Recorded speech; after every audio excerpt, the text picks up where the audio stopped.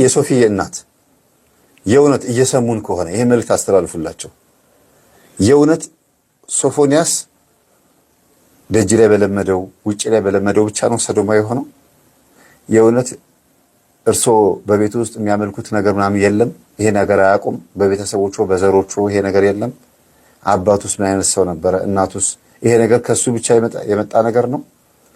የእውነት ሰዶማውያን መጥተው ስለደፈሩት ወይም ደግሞ እንደዚህ ስላስለመዱት የመጣበት ብቻ ነው? ኖ። ይሄ ነገር በደንብ አድርገው ብዙ ሰዎች ቢያስቡበት እውነቴን ነው ልጆቻቸውን ያተርፋሉ። ብዙ ልጆች የሚተርፉት በዚህ ነው። መንፈስ ነው። አዎ 100% የሰዶም መንፈስ እርኩስ መንፈስ ነው፣ ሰይጣን ነው። ግን ስጋን ካበላሸ በኋላ ደግሞ ዞር ይላል። ስጋን የሆነ ነገር ያስለምደዋል። ለምሳሌ በጠጥ የለመደ ሰው አሁንም ማምጣር ቢለው ሰይጣን ምን ያደርጋል? ያን ኃጢአት ያስለምዳችሁና ከአይምሯችሁ ይወርዳል። ከዛ ያ ነው የሚሰራለት። ተርኒንግ ፖይንቱ እሱ ነው። በቃ ዝም ብሎ መስራት ነው። አሁንም ስታርቲንግ ፍሮም ሬስት ነው። በቃ ከዛው ባለህበት እርገጥ ነው።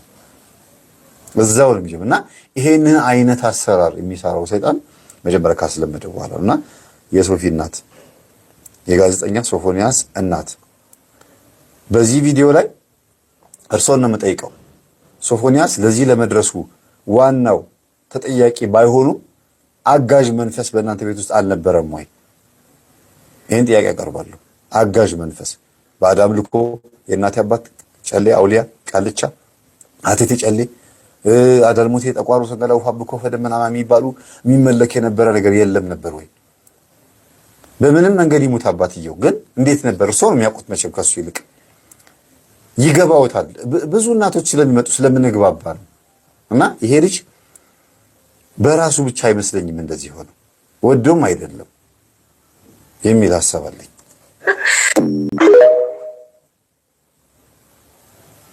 ማግኘት ያስጠላሻል። ራስህን እንዳጠፋ ከፋፋይ ነበር። አለቅሳለሁ በጣም ዲፕሎማ በማልቀስ በቃ በጣም የሚያስለቅስ ብቻዬን ብሎ ሰቀሰቀ ነበር። ማያችሁ ብቻዬን አለቅስ ነበረ። ብቻዬን አለቅስ ነበረ። ስቃለሁ፣ አለቅሳለሁ፣ ገርማለሁ፣ ብቻዬን ለፈልፋለሁ። ይሄ ጤንነት አይደለም እኮ። እና አንዳንዴ መናፍስት በእኛ ውስጥ ሆነው ስራ ይሰራሉ። ይሄ ልጅ የሆነ ሰው ያልተረዳለት እሱም ደግሞ የሆነ የደረሰበት ባይሆንም ግን ይሄማ የጤንነት አይደለም፣ ይሄ ከውስጥ ከኔ ብቻ አይደለም ብሎ የሚያስበው ነገር እንዳለ ይታወቃል። በዚህ አጋጣሚ አይነ ጥላ ምንድነው የሚለውን ቪዲዮ ከ1 እስከ 6 ቢያዳምጥ አይነ ጥላ ምንድነው መምህር ተስፋ ያበራ ብሎ ቢገባ ብትጋብዙት እንደው ተጨማሪ ዕውቀት ቢያገኝ ቢሰግድ ቢጾም ቢጸልይ ከነ መፍትሄው ቡዳ ምንድነው የሚለውን በጣም ቆንጆ ስለሆነ ጥርሱም ሁሉ መልኩም ስለሚያምር ሴት ዛር አይነ ጥላ በልጅነቱ በልተዋለች፣ በቡዳ በልተዋለች። ፍቅር ይዞ ያውቃል? አፈቅራለሁ ግን ቶሎ ሰለቻለሁ። እውነት ስልቹ ነኝ አለ። ለምን ሲባል ሴት ፍቅር ላይ ነው። አስቡት እንግዲህ መቼም እሷ ስለ ሴት ነው የምትጠይቀው ያለችው። ቶሎ ሰለቻለሁ አላት። ማናት ውስጥ ያለችው የምታሰለቸው ሴቶች ጋር ብዙ እንዳይጸና የምታደርገው ማናት? ይሄ ልጅ ቶሎ ሰለቻለሁ ሲል ምን ማለቱ ነው?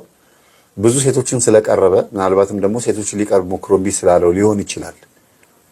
በጨዋነት እየተናገረ ያለው ግልጽ ነው። ባይዘው ያነጋገሩ ግልጽ ነው። ግን ሴት ዛር አይነ ጥላ ምን እንደሆነች 1 ደቂቃ ብቻ አዳምጡኝ። ሴት ዛር አይነ ጥላ ወንድ ልጅ ላይ ስታርፍ 5 አይነት ባህሪ ታሳያለች። እንደው በጣም ጨምቄው ማለት ነው 5 አይነት ባህሪ። አንደኛ ድምጽን ትቀይራለች። ድምጽ ስትቀይር የድምጹ መውጣትና የቃላቶችንም ጨምር ማለት ነው። ከሁለቱን አንድ ያዙት። ድምጽና ቃላትን ራሱ እንደ ሴት የማውራት ማለት ነው አንደኛ። ሁለተኛ አረማመድን ትቀይራለች። ሶስተኛ ደግሞ ባህሪን ጸባይን ማለት ነው። ባህሪን በሴት ላይ ቀናተኛ እንዲሆን ሚስትም ካገባ ሚስቱ ላይ ይቀናል። ፍቅረኛም ካለችው ከሷ ይልቅ እሱ ደማቅ ሆኖ ቆንጆ ሆኖ መታየት ይፈልጋል። ይሄ በነገራችን ላይ በብዙ ቦታ ላይ የታወቀ የተደመደመ ነገር ነው። ሴት ዛር አይነ ጥላ ያለችበት ነው ያልኩት። ግብረ ሰዶም የሆነ ሰው አላልኩም። ካለችበት ወደዛ የመሄድ እድሉ በጣም ሰፊ ስለሆነ ማለት ነው።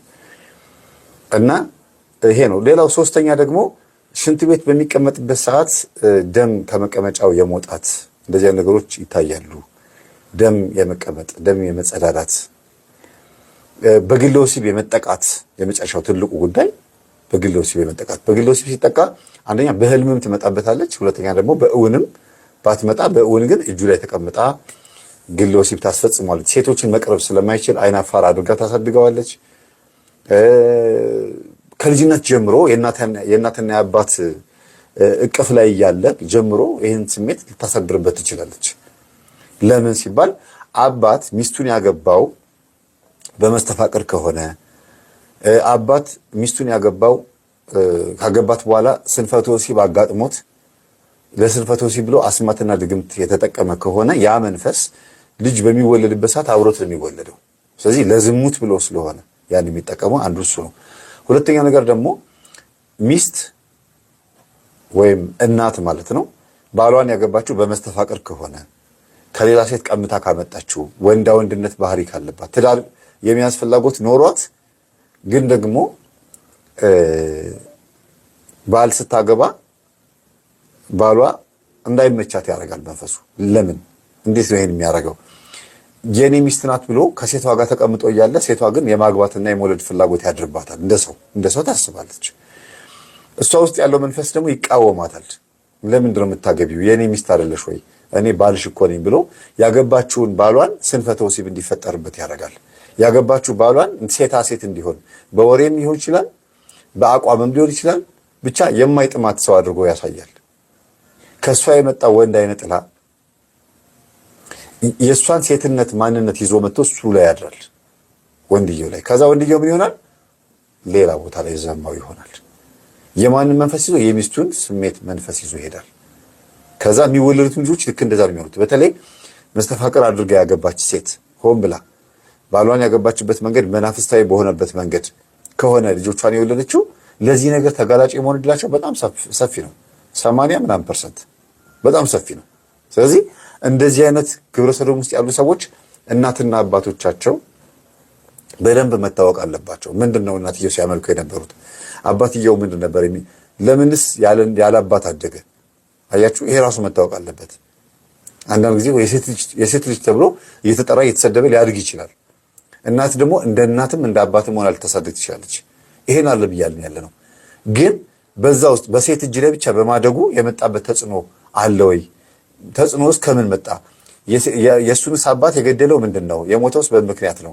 እናትየውስ ልጃቸውን ይሄ ሁሉ ዓመት ያለ አባት እንዲያሳድጉ የፈረደባቸው የእሳቸው መንፈስ ነው? የባልየው መንፈስ የገደላቸው? ይሄ መታወቅ አለበት። እያንዳንዱ መንገድ ተጠንቶ ነው ከዛ በኋላ ይሄ ልጅ እንደዚህ አይነት ባህሪ እንዲኖሩ ያደረገው። ዝም ብሎ አይደለም የሆነው ማለት ነው። ድንገቴ አይደለም፣ አብሮ የሚሄድ ነገር ነው የሚለውን ነገር እንድታዩልኝ ይፈልጋሉ።